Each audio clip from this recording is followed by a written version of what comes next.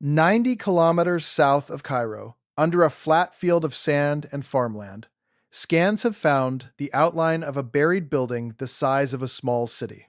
Multiple levels, straight walls, regular chambers, a layout too geometric to be natural, sitting silently under the desert next to a collapsed pyramid. And this is not a rumor. 4 separate scanning missions, using 4 different technologies over 17 years, have all pointed at the same spot and found the same thing. Something enormous is down there. Something built. Here is what makes it worse. We already knew it was there. 25 centuries ago, a man walked through this building while it still stood. He counted its rooms. He described its stone ceilings. He was shown the upper floor and forbidden from the lower one. And he wrote down a sentence that historians have been trying to explain away ever since. He said, "This building surpassed the pyramids." For 2,000 years, that account was dismissed as a traveler's exaggeration. The scans say it wasn't. And here is the part nobody can explain.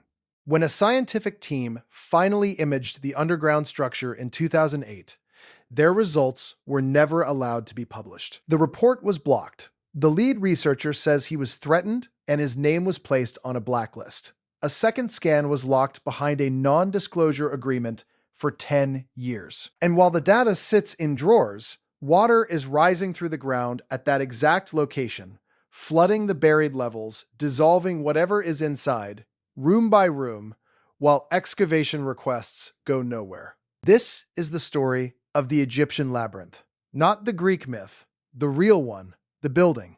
The myth was copied from. In the next few minutes, you're going to hear what the ancient eyewitnesses actually saw, what a Victorian archaeologist found when he dug there, and why he stopped one layer too early, and what 4 modern scans revealed beneath his trenches. And you're going to hear why the country that owns the greatest archaeological prize on Earth has spent decades making sure no one opens it. Because the deeper you go into this file, the stranger it gets. There is a dead-end passage inside a flooded pyramid that may not be a dead end. There is a scientific paper that exists in the literature even though its bigger sibling was banned. And there is a 10-year non-disclosure agreement whose expiry last year blew this entire story open. Start with the eyewitness, because this is not a legend that grew in the dark. This is a building that was reviewed, in writing, by the most famous historian of the ancient world. Around 450 BCE, Herodotus of Halicarnassus traveled through Egypt collecting material for his histories, the book that earned him the title Father of History. He saw the pyramids of Giza, already 2,000 years old in his time, and he was stunned by them. He called them beyond description. Then he traveled south to the edge of the Fayum oasis, and he was taken inside a building that made him revise his rankings. He wrote, and this is his own account, that the labyrinth surpasses even the pyramids. Think about what that sentence means. A man who had just stood under the Great Pyramid, the tallest structure on the planet for nearly 4,000 years, looked at this building and said it was greater. And then he told us why. He described 12 covered courts, their gates facing one another. He described a continuous maze of rooms, courtyards, colonnades, and passages so complex that no visitor could find their way without a guide. And he gave a number, 3,000 rooms, 1,500 above the ground, 1,500 below it. And here is a detail that gets lost in the summaries. Herodotus wasn't reporting a rumor. He used the words, "I saw it myself." He walked the upper level in person. He counted. He described passing from courtyards into chambers, from chambers into colonnades, from colonnades into more chambers. Endlessly, a building that behaved less like a temple and more like a machine for getting lost. But when he asked to see the lower level, the underground half, the priests refused. They would not take him down under any circumstances. The chambers beneath, they told him, held the tombs of the kings who built the labyrinth, and the tombs of the sacred crocodiles. Whatever was down there, it was not for foreign eyes. Herodotus could only report what the keepers told him. The greater wonder, they said, was the half he wasn't allowed to see. Now, the standard response to this is simple. Herodotus exaggerated. He was famous for it. Ancient travel writers inflated everything. 3,000 rooms is a storyteller's number, not a surveyor's number. But that explanation has a problem. Herodotus wasn't the only witness. Not even close. 4 centuries after Herodotus, the Greek geographer Strabo visited the same building. It was still standing. And Strabo was not a poet. He was a technical writer, and his description reads like an engineering report. He described long covered corridors, courts in an unbroken line, and a detail that should stop you cold. He wrote that the ceilings of the chambers were not beams, not vaults, but single slabs of stone of enormous size, and that the walls were built from massive blocks with no wood anywhere in the structure. A building roofed in monolithic stone plates. Stop on that for a second, because it matters later. Strabo, standing inside the building, tells us the ceilings were single flat slabs of stone, which means that if the upper structure were ever torn down and its underground level buried, what a future excavator would find on top would look like exactly one thing: a vast, flat, artificial bed of stone. Keep that image in your head. Strabo called the labyrinth a work equal to the pyramids, and he added that beside it stood the pyramid tomb of the king who built it. Diodorus Siculus described it, Pliny the Elder described it, and Pliny added something extraordinary. He said the Egyptian labyrinth was the original, already 3,600 years old by his reckoning, and that the famous labyrinth of Crete, the one from the Minotaur myth, was a copy. Daedalus, he wrote, based his Cretan maze on the Egyptian one, and the copy reproduced only 1/100th part of the original. Pomponius Mela mentioned it too. 5 ancient authors, Greek and Roman, spread across 500 years, independently describing the same colossal building at the same location. They weren't repeating a myth. They were reviewing a monument. They weren't guessing. They were recording, and then, sometime after the Roman era, the building vanished from history. No destruction account. No farewell. The most celebrated structure in the ancient world simply drops out of the record. For over 1,000 years, nobody could even say where it had stood. That is the mystery Europe inherited. And in the 19th century, people started digging for it. What they found, and what they missed by a few meters, is where this story turns. In 1843, the Prussian Egyptologist Carl Richard Lepsius excavated at a site called Hawara, on the edge of the Fayum, beside the collapsed mud brick pyramid of a pharaoh named Amenemhat III, a ruler of the 12th dynasty, around 1850 BCE. Lepsius found clusters of brick chambers and declared the labyrinth found. He was wrong.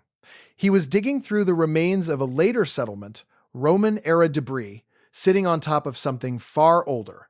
But he had the right spot. The ancient writers had all placed the labyrinth near the entrance to the Fayum, beside a pyramid, close to a lake. Hawara matched. Then, in 1888, the greatest field archaeologist of his age arrived. Flinders Petrie, the man who effectively invented scientific excavation, put his trenches into the ground south of the Hawara pyramid. And Petrie found something that has been quietly haunting Egyptology ever since. He found a stone bed, a vast, flat, artificial expanse of prepared stone, buried under the sand, covering an area roughly 300 meters by 250. The exact image Strabo's description predicts. Petrie read it as a foundation. Hold on to the other possibility. Petrie did the math on that footprint, and it staggered him. The area was large enough to hold the great temples of Karnak, and more besides. One building, with a footprint bigger than the largest temple complex in Egypt. Petrie had found the ground plan of the labyrinth. The size matched the ancient accounts. The location matched. The problem was what sat on top of it. Almost nothing.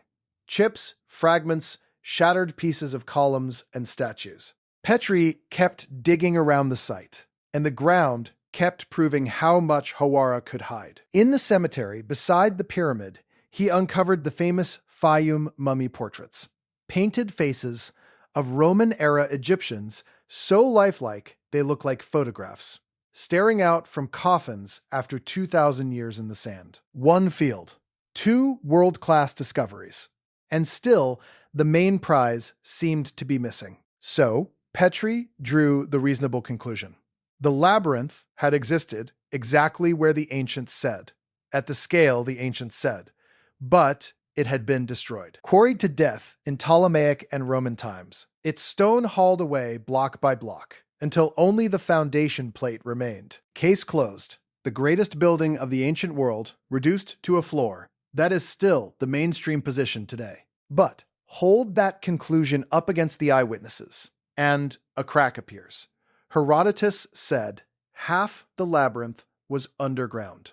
1,500 rooms beneath the surface. The half he was forbidden from entering. The half the priests called the greater wonder.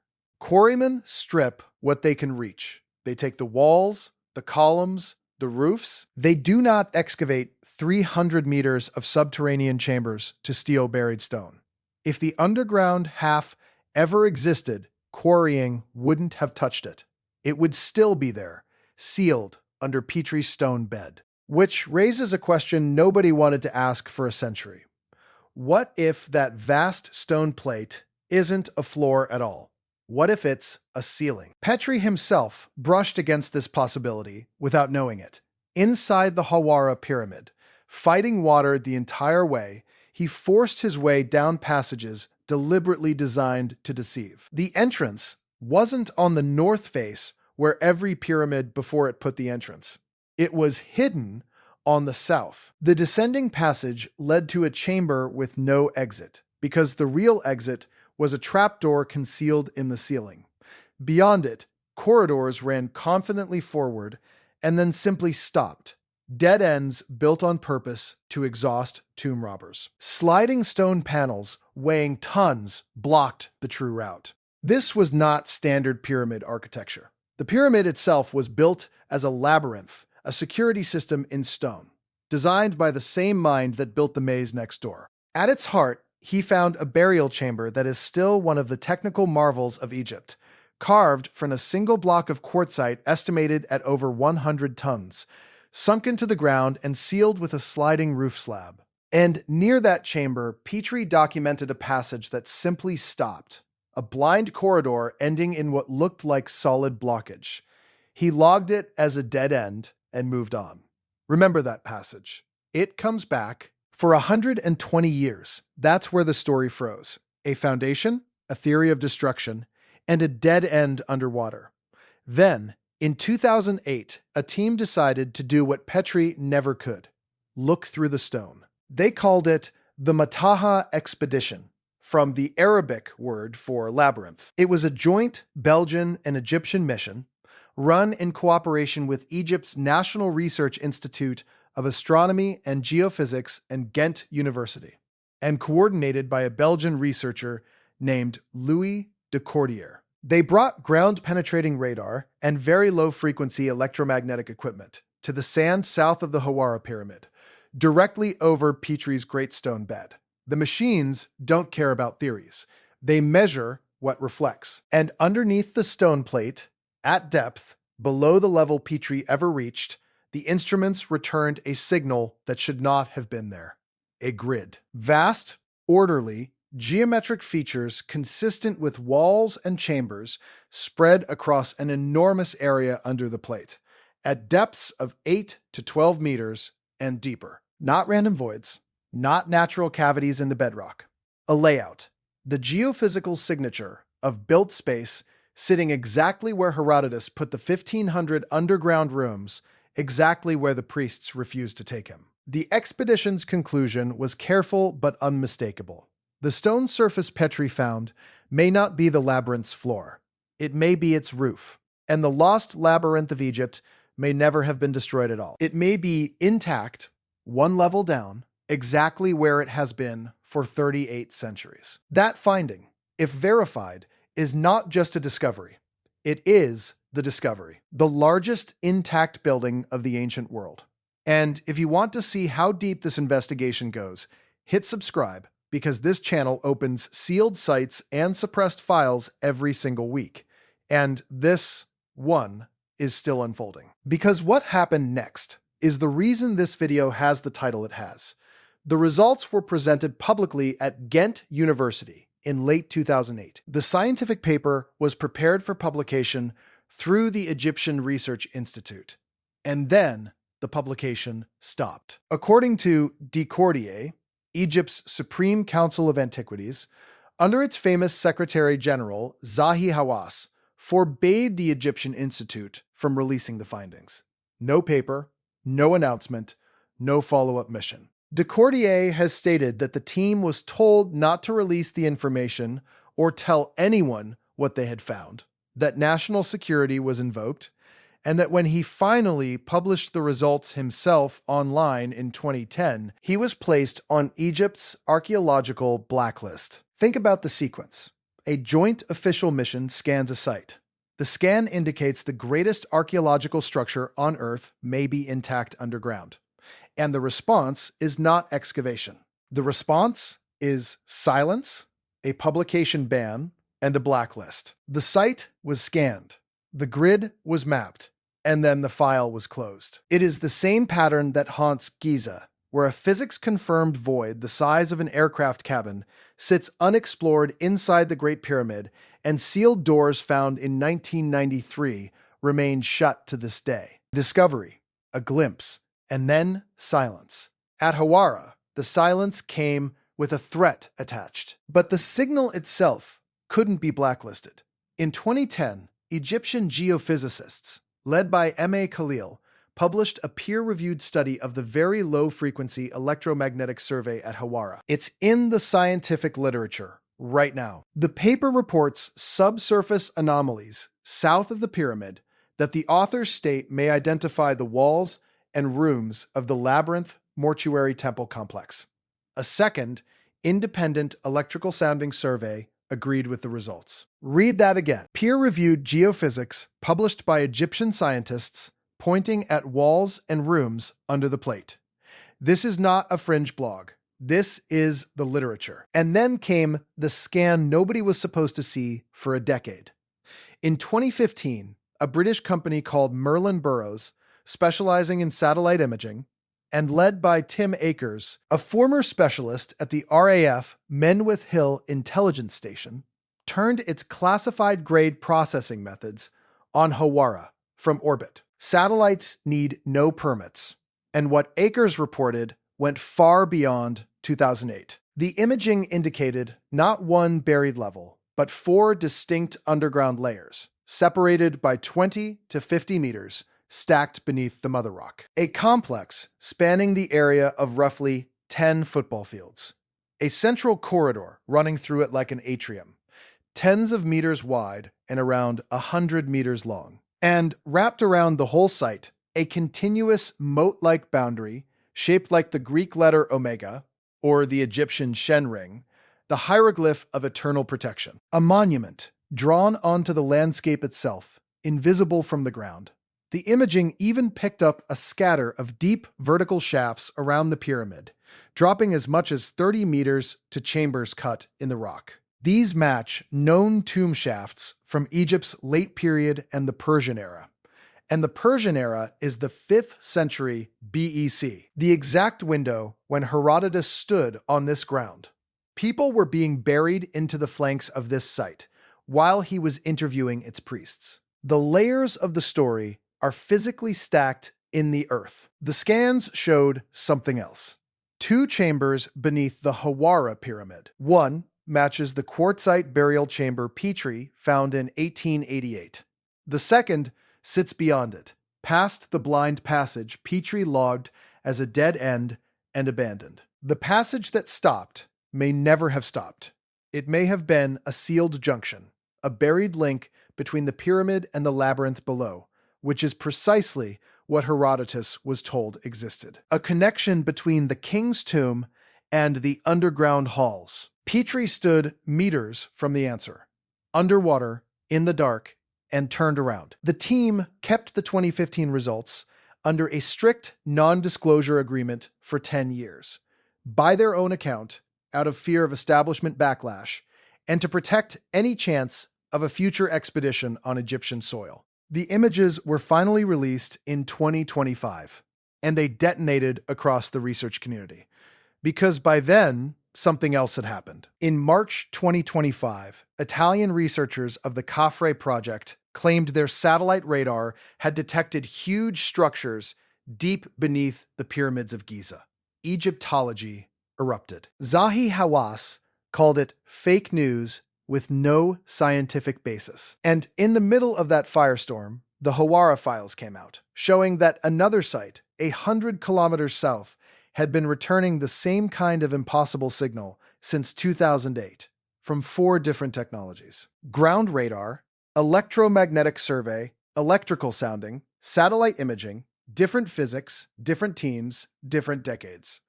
The same buried grid. Even the most conservative science now concedes something is down there. In December 2024, Egyptian researchers published a peer-reviewed electrical resistivity study of the Hawara complex. Their words: possible evidence for subsurface archaeological remains where the labyrinth once stood. Their caveat: verification requires excavation. Their warning, which is where this story turns dark: water intrusion is actively threatening the site, and the pressure is still building right now. After the Hawara files went public in 2025, the researchers behind the Giza claims took notice, and the Khafre project's radar specialist has reportedly agreed to turn his satellite method on Hawara next, with a foundation assembling funding and a rescue plan for the site in early 2026. A 5th scan is coming. Every previous scan has said the same thing. There is no reason to expect this one to say anything different, which means the standoff between the data and the shovel is about to get worse. Because here is the cruel joke buried in all of this. In the 19th century, engineers cut an irrigation canal, the Bar Wabi, straight through the southern edge of the labyrinth zone. Straight through it. Not near the greatest building of antiquity. Through it. Whatever rooms lay along that line were sliced open and flooded before anyone knew what they were cutting. Water from that canal, and from a century of intensive farmland irrigation, has driven the local water table up and up. Petrie's workers were already excavating underwater in 1888. Today, the entrance passage of the Hawara pyramid is flooded and impassable. Groundwater loaded with salts is soaking through the limestone below, and salt is the death of limestone. It crystallizes inside the stone and bursts it apart, grain by grain. If the labyrinth's underground halls exist, if there are reliefs on those walls, inscriptions, papyri, archives, then every year of bureaucratic delay is a year of active destruction. The 2015 satellite data offered one thread of hope, indicating the deeper layers may still be dry and hollow beneath the rock. But the water is not waiting for permits. This is not a mystery that will keep. It is a mystery with a countdown. So it's time to slow down and ask the honest question. Does all of this prove that a 3,000-room superstructure sits intact beneath Hawara? Probably not. Not yet. And you deserve to hear why. Satellite radar physics is genuinely contested at these depths. Most mainstream specialists say orbital radar cannot cleanly image structures tens of meters underground, and that layered features in processed data can be artifacts of the algorithm rather than architecture. The Merlin Burrows results were never peer-reviewed, and some of the team's wilder interpretations have damaged their credibility with scientists. The 2008 Mataha results, blocked from formal publication, never received full independent scrutiny either, and Petrie's explanation still stands on solid ground. Egypt, in Ptolemaic and Roman times, demonstrably quarried old monuments into oblivion. And a stripped foundation is exactly what centuries of stone robbing leaves behind. The anomalies under the plate could be smaller crypts, water channels, natural karst voids, or the cellars of the Roman town Lepsius stumbled into. But strip away every exaggeration, And look at what survives even the harshest skepticism. 5 ancient eyewitnesses across 500 years describing a real building at this exact spot, one of them explicitly reporting an underground level he was forbidden to enter. A measured artificial stone platform, bigger than Karnak, found by the most rigorous archaeologist of his century. A peer-reviewed 2010 paper reporting anomalies that may be walls and rooms. A peer-reviewed 2024 paper reporting possible subsurface archaeological remains and pleading for excavation before the water wins. And one undisputed historical fact. In 17 years since the first scan lit up that grid, not a single excavation has been permitted to settle the question. The one experiment that would end the debate, a trench through the plate, has never been allowed to happen. The scans were made from orbit precisely because orbit is the only place that doesn't require permission. And that's what makes Hawara so hard to walk away from. Because if even the conservative version is true, if there is any built space under that plate, the story of ancient Egypt changes shape. The labyrinth was not a tomb. The ancient accounts describe an administrative and religious center, a seat of government, an assembly of all the regions of Egypt under one roof. A building like that doesn't hold treasure. It holds records, archives. Consider what we currently possess from Egypt's greatest eras. Fragments, tomb inscriptions, temple propaganda, scraps of papyrus that survived by accident. Nearly everything administrative, scientific, and literary is gone. Now imagine the central records complex of the Middle Kingdom, sealed intact in the one configuration that lets documents survive millennia, underground, in the dark. That is what the ancient descriptions say this building was. The working memory of the civilization that built the pyramids. Herodotus was shown the upper floor of it and ranked it above the pyramids. We would be recovering the one building antiquity itself considered the greatest thing humans ever made, and it would mean our history is missing a chapter, not a paragraph, a chapter. 1,500 rooms of it, directly beneath a spot we have known about, precisely for 138 years. Which leaves the final question, the one no official has ever answered. If it's just a quarried floor, just Roman cellars, just voids in the rock, one trench would prove it and end the embarrassment forever. Digging is cheap. Silence is expensive. So why, after the 2008 scan, was the choice silence, a ban, and a blacklist? Tonight, at the edge of the Fayum, the canal is still flowing over the southern rooms. Farmers work the fields above the plate. The collapsed pyramid of Amenemhat III stands over a flooded passage and a dead end that may not be one. And a few meters beneath the sand, the largest building of the ancient world is either gone forever or holding its breath in the dark, its halls slowly filling with water.